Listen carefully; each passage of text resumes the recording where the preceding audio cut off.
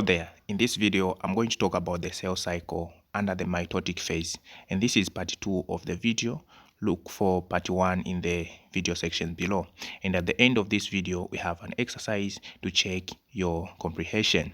So we are going to begin by defining what mitosis phase is. So mitosis is simply the type of the cell division in which one cell divides to produce two cells that are genetically identical to itself. So it's the type of cell division in which one cell divides to produce two cells that are genetically identical to itself. So it occurs in the body cells. It occurs in the body cells and it maintains the diploid number of chromosomes. So a diploid number is simply the number of chromosomes in a cell of an organism. It's the total number of chromosomes in the cell of organisms.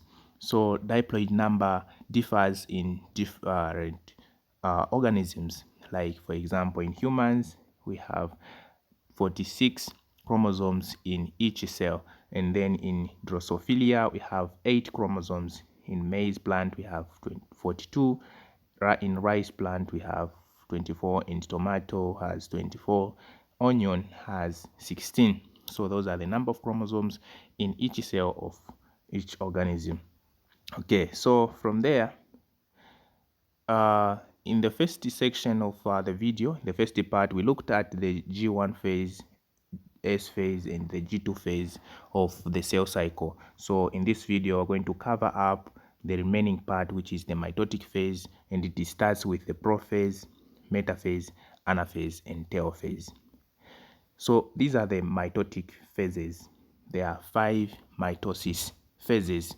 So the first phase is the prophase, followed by the metaphase, which is also called the late phase, the late prophase, and the third one is metaphase, fourth is anaphase, and the telophase. So let's start by looking at what happens in the prophase.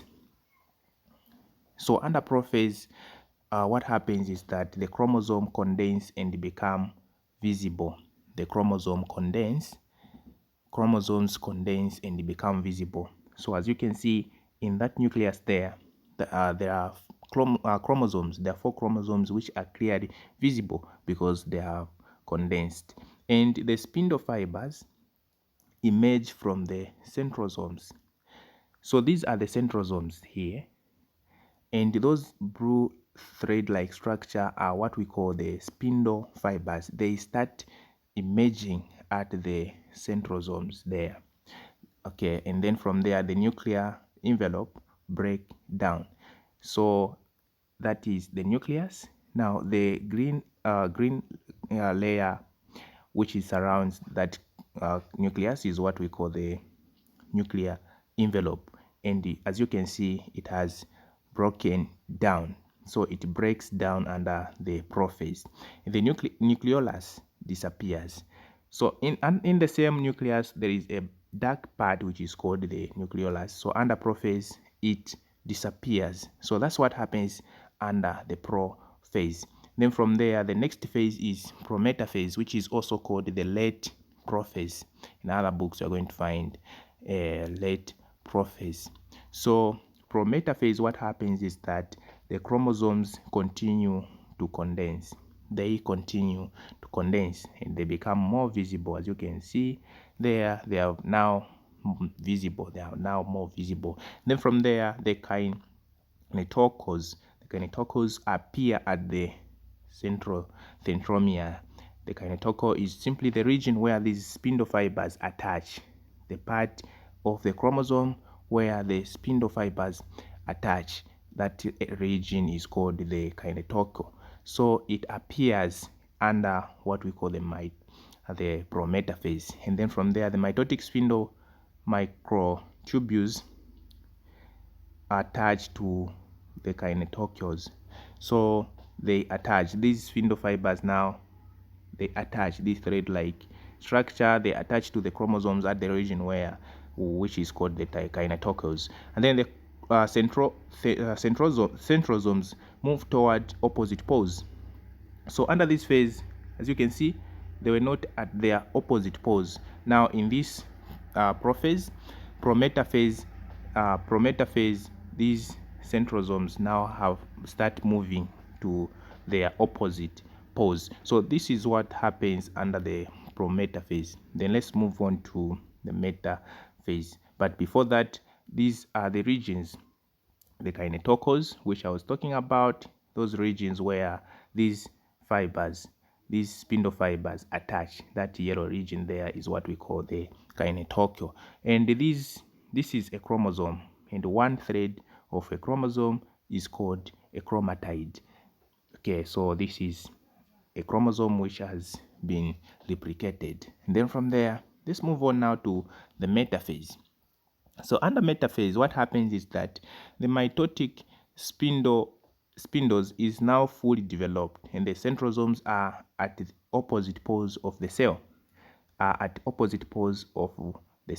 So as you can see there, the centrosomes are now at the opposite poles of the cell, and then the spindle fibers have now fully attached to the chromosomes which have lined up there. And then chromosomes line up at the metaphase plate. They have lined up at the metaphase plate. This region here where the chromosomes align is called the metaphase plate. So under the metaphase, the chromosomes align themselves on a metaphase plate. Each sister chromatid is attached to a spindle fiber originating from the opposite poles. As I've already said, the spindle fibers, these fibers which are coming from the centrosomes, attach themselves to the chromosomes at the region what we call the kinetochore. Then from there, the next phase is what we call the anaphase. So under the anaphase, what happens is that the cohesing proteins binding the sister chromatids together break down. So those chromosomes, the sister chromosomes, are connected together by what we call the cohesing proteins. So under anaphase, they break down, causing the sister chromatids to separate. As you can see there, they have separated. Okay, from there, the sister chromatids are pulled toward opposite poles. After they have been the cohesing proteins have broken down, now the sister chromatids are pulled to the opposite poles. As you can see, they are being pulled to the opposite side of the cell. And the non-kinetochore spindle fibers lengthens the cell. It elongates the cell. So these other fibers which do not attach to the chromosomes, they pushes the cell in these opposite poles, and in so doing, they elongate the cell. Then from there, we have the Telophase, which is the last phase under the mitosis phase. Okay, so under the Telophase, what happens is that the chromosomes now arrive at opposite poles and begin to decondense. So as you can see in the picture there, the chromosomes have now arrived at the opposite poles, and now they start to what we call decondense. So telophase is simply the opposite of prophase. What happens under telophase is simply the opposite of the first phase of mitosis. So here they decondense, and under prophase they condense. Those are the chromosomes. The nuclear envelope material surrounds each set of chromosome. So as you can see, that green layer, which is called the nuclear envelope, starts to emerge. Okay, they start to emerge surrounding the chromosomes, and the mitotic spindle fibers, they break down. The mitotic spindle fibers, which are those thread-like structure from the centrosomes, they break down. So that's what happens under the telophase. Then from there, the cell now is fully divided, but it has to separate under what we call the cytokinesis. So cytokinesis is simply the breaking now of the cytoplasm into form two cells which are genetically identical. So here, under this cytokinesis is different in animals and in plants. Now in animals, the cell is separated into two by what we call a cleavage furrow. A cleavage furrow separates the cell. Okay, and then in plants, we have what we call the cell plate, separates the cell. And then after the cell has now separated, we are going to have two daughter cells which are genetically identical to the parent cell. So those are the stages under the mitosis phase. So to check for your comprehension, check your understanding, please pause the video and try to answer these questions. After that, come and check the answers. So these are the answers for this exercise. So here in the first blank space, the answer is mitosis, and in the second blank space is the genetically, and then the second question is the answer is Prophase.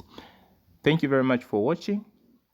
Don't forget to like, subscribe, and leave out your comment. If at all you don't like the video, please hit that unlike icon under there.